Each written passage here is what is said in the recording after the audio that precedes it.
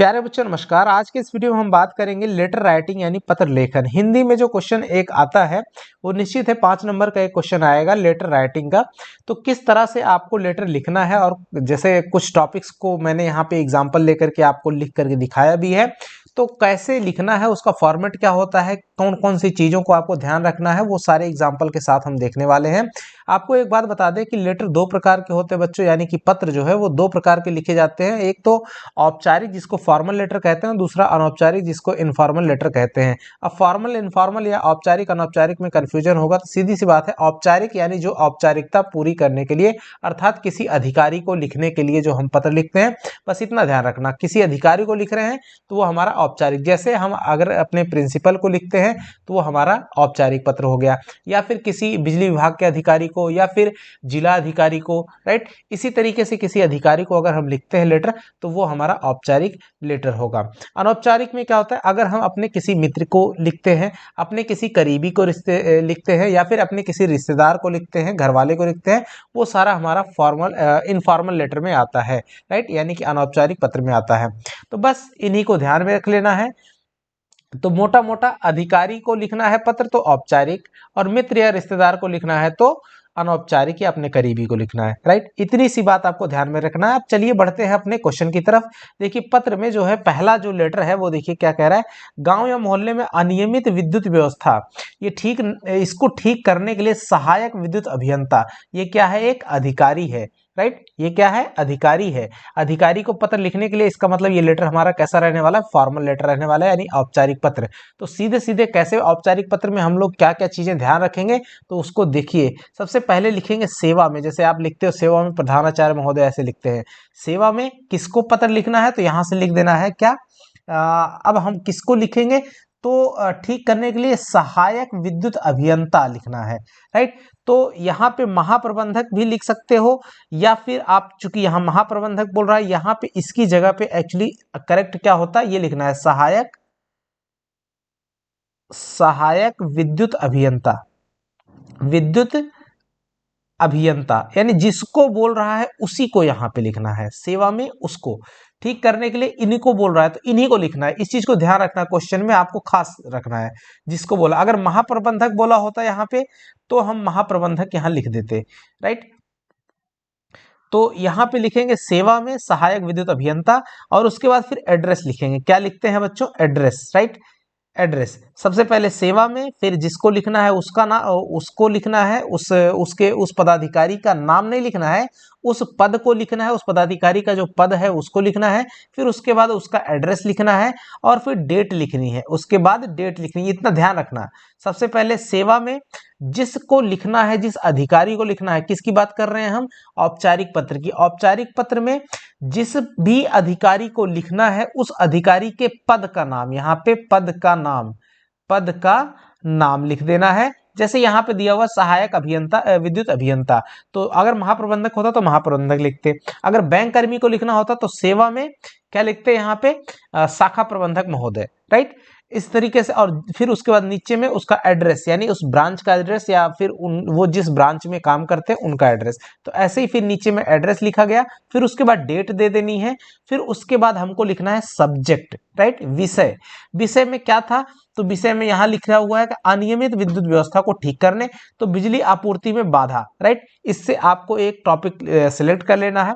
फिर उसके बाद महाशय या महोदय करके आप लिख सकते हो। निवेदन यह है कि आजकल हम छात्रों की वार्षिक परीक्षाएं चल रही हैं, लेकिन नगर की बिजली व्यवस्था बिल्कुल खराब है।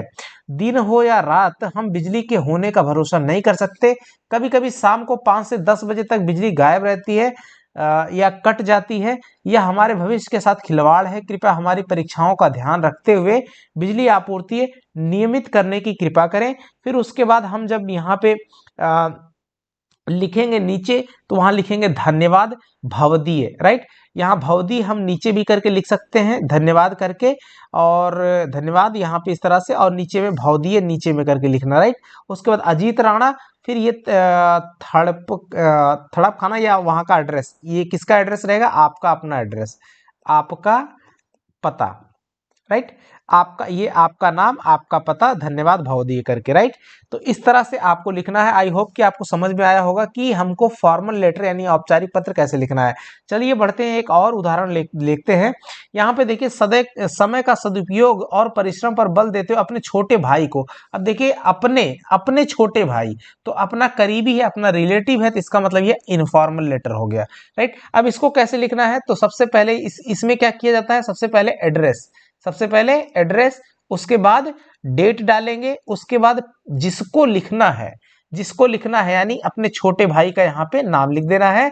फिर उसके बाद उसको क्या कर देना है, उसको जो है कुछ ग्रीट कर देना है, यानी कि आशीष दे देना है, तो शुभाशीष लिखा गया। फिर उसके बाद यहाँ आगे फिर अगली लाइन से, कल ही तुम्हारा मित्र प्रमोद मुझसे मिला था, उसकी बातों से मुझे आभास हुआ कि इन दिनों तुम समय का पूर्ण उपयोग नहीं कर रहे हो तथा पढ़ाई में मेहनत भी नहीं कर रहे हो। राजेश, अभी तुम्हारा एक एक मिनट अत्यंत कीमती है। अब राजेश जो तुम्हारा भाई है उसको बोल रहे हो। अच्छे परीक्षा फल के द्वारा ही तुम अपने भविष्य की ठोस आधारशिला रख सकते हो। याद रखो, जो व्यक्ति अपने जीवन का प्रत्येक क्षण सदुपयोग करता है वह भाग्यवान बनता चला जाता है। जो अनवरत परिश्रम करता है वही उन्नति की सीढ़ियों पर निरंतर चला जाता है। ऐसा व्यक्ति ही जीवन में सदा प्रसन्न, संतुष्ट और संपन्न रहता है। विद्यार्थियों के लिए तो समय के सदुपयोग और सही दिशा में कड़ी मेहनत की और भी अधिक आवश्यकता है। आशा है इन बातों को ध्यान में रखोगे तो स्वर्णिम भविष्य तुम्हारी प्रतीक्षा कर रहा है। और फिर नीचे में यहाँ पे हम क्या देते हैं, अपने से छोटों को लिख रहे थे, यहाँ शुभकामनाएं देंगे। शुभकामनाओं के साथ तुम्हारा रवि, यहाँ आप लिख रहे हो तो आपका अपना, राइट। तो यहाँ लिखेंगे तुम्हारा रवि। अब देखिए, फिर यहाँ पर देखिए एक अगला क्वेश्चन है, ये फिर आपका फॉर्मल लेटर हो गया, क्योंकि अपने क्षेत्र में मलेरिया फैलने की संभावना को ध्यान में रखते हुए नगर निगम के स्वास्थ्य अधिकारी को, किसको लिखना है, स्वास्थ्य अधिकारी। तो सेवा में स्वास्थ्य अधिकारी यानी उस पद का नाम और एड्रेस दे देना, डेट दे देना है। फिर आपको टॉपिक लिख देना है। टॉपिक क्या, मलेरिया फैलने की संभावना को ध्यान में रखते हुए रखना है, तो मच्छरों का बढ़ता प्रकोप, ये हमने टॉपिक डाल दिया महाशय करके। उसके बाद इसको मेन बॉडी बोलते हैं, इसमें आपको पूरा करना। और उसके बाद यहाँ पे हम कंक्लूजन लिखते हैं, और फिर यहाँ पे विश्वास भाजन, आप अपना नाम और फिर यहाँ पे एड्रेस दे देना है, आपका अपना एड्रेस, राइट। तो आई होप कि आपको इन उदाहरणों से बच्चों ये समझ में आ रहा होगा। कुछ और नीचे उदाहरण मैं बढ़ा देता हूं, बार बार समझाने की जरूरत नहीं है। देखिए, मित्र के वाद विवाद प्रतियोगिता, अपने मित्र है तो मित्र हो गया, तो ये इनफॉर्मल लेटर हो गया। तो यहाँ पे फिर इस तरह से हम लिखेंगे, जैसे यहाँ परीक्षा भवन लिखा हुआ है, तो अब वो जहां है आपका मित्र, उस मित्र का यहाँ पे पता हो जाएगा। फिर डेट हो जाएगी आपका, फिर मित्र संजय, स्नेह दे देना है। और इस तरह से आपको तुम्हारा मित्र मुकेश, ये आप खुद हो गए, राइट। तो इस तरह से लिखना है। इस वाले को भी देखिए, अपने विद्यालय में पीने के पानी की समुचित व्यवस्था के प्रधानाचार्य के लिए, तो ये कैसा लेटर हो गया आपका, औपचारिक पत्र हो गया। देखिए, सेवा में प्रधानाचार्य और उसके बाद एड्रेस, फिर दिनांक, फिर डेट हो गई, फिर विषय महोदय करके, फिर आपने मेन बॉडी लिख देनी है, राइट। और फिर उसके बाद आपका विश्वासी ज्ञानेंद्र कुमार, यानी आपका अपना नाम और क्लास लिख देना है, राइट। इस तरह से आपको ध्यान दे करके लिखना है। बढ़ते हैं अगले क्वेश्चन की तरफ। यहाँ पे देखो, इसका वार्षिक परीक्षा की तैयारी के लिए काफी इंपॉर्टेंट है। वार्षिक परीक्षा की तैयारी का वर्णन करते हुए पिताजी को पत्र लिखना है। पिताजी आपके संबंधी हैं, रिलेटिव्स हैं, तो ये आपका इनफॉर्मल लेटर हो गया। इसको पढ़ डालिए फटाफट। सबसे पहले एड्रेस लिखना है, छात्रावास, आप छात्रावास में है तो छात्रावास का पता भी लिख सकते हैं, फलाना छात्रावास। फिर उसके बाद यहाँ पे उच्च विद्यालय धनबाद, डेट दे देनी है, पूज्य पिताजी, सादर प्रणाम, अब पिताजी है तो सादर प्रणाम करना ही करना है। फिर उसके बाद आप इस बॉडी में आपको अपना लिखना है, इसको पढ़ लीजिए। कुछ यहाँ उदाहरण आपको लिखे गए हैं, बॉडी में किस तरह से लिखना है इसको आप पढ़ लीजिए। फिर आपका पुत्र विजय, राइट, इस तरह से कर देना है। अब अगला देखिए क्वेश्चन है, 4 दिनों की छुट्टी के लिए प्रधान अध्यापक। आप कह रहे होगे, सोच रहे होगे कि जल्दी जल्दी कैसे कर रहे हैं। एक्चुअली बच्चों, आपको समझाने में एक ही 2 एग्जाम्पल में समझाना और समझना रहता है, बाकी आपको अभ्यास करना है, जो कि आपके लिए यहाँ पे मैं बहुत सारे लिखा हूँ। और ये काफी अच्छे क्वेश्चन है, सिलेक्टेड है, इनको जरूर प्रिपेयर कर लीजिएगा, लिख लीजिएगा। अभ्यास के लिए आपके बहुत जरूरी है। आपको बेटर मार्क्स हासिल करने हैं तो आपको इन तरह से अगर 5 में 5 लाना है तो इनको इसी हिसाब से लिखना है, राइट। तो ये भी आपका एक एग्जाम्पल हो गया। फिर आगे यहाँ पे एक और देखते हैं। अपने पिता के पास एक पत्र लिखकर पुस्तक खरीदने के लिए 200 रुपए की मांग करनी है, अपने पिता को लिखना है, तो ये आपका क्या हो जाएगा, पिता या मित्र रिश्तेदार हो गया, तो फिर ये अनौपचारिक हो गया, राइट। इस तरह से आपको लिखना है। ध्यान देना है कि हम किसको लिख रहे हैं, जिला अधिकारी को पत्र लिख रहे हैं तो ये आपका फॉर्मल लेटर हो गया इस तरह से, राइट। तो यहाँ पे क्या क्या देना है इन सब चीजों को आप ध्यान रखिएगा। मेन चीज क्या देना है बच्चों, जो फेल वाले बच्चे हैं इन चीजों को ध्यान रखिए, इतना ये सही रखना और लास्ट में ये सही रखना। बीच में आप कुछ भी, यहाँ पर कुछ भी का मतलब इधर उधर नहीं लिखना है, फिर भी कुछ थोड़ा बहुत टेढ़ा मेढ़ा भी रहेगा, फिर भी आप 5 में 5 गेन करने के योग्य हो जाते हो, 5 में 5 पाने के। अगर कटेगा भी तो 1 नंबर कट सकता है, फिर भी 4 नंबर 100% मिलेगा, क्योंकि चेकिंग जब होगी तो ऊपर वाला और नीचे वाला और ये सब ज्यादा देखा जाता है, राइट। ये आपका फॉर्मेट आपको सही होना चाहिए। बढ़ते हैं अगले क्वेश्चन की तरफ, देखिए। और ये लास्ट क्वेश्चन है, अपने भाई के विवाह में शामिल होने के लिए मित्र को एक पत्र लिखना है।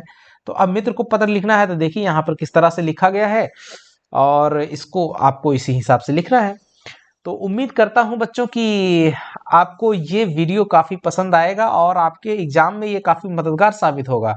और आपको अगर लगता है कि वीडियो कुछ भी इंफॉर्मेटिव आपको थोड़ा भी है तो वीडियो को लाइक जरूर करिएगा और चैनल पर नए हैं तो सब्सक्राइब कीजिएगा। और इसके पहले भी हमने वीडियो हिंदी के बहुत सारे डाल रखे हैं, जिसमें से आपका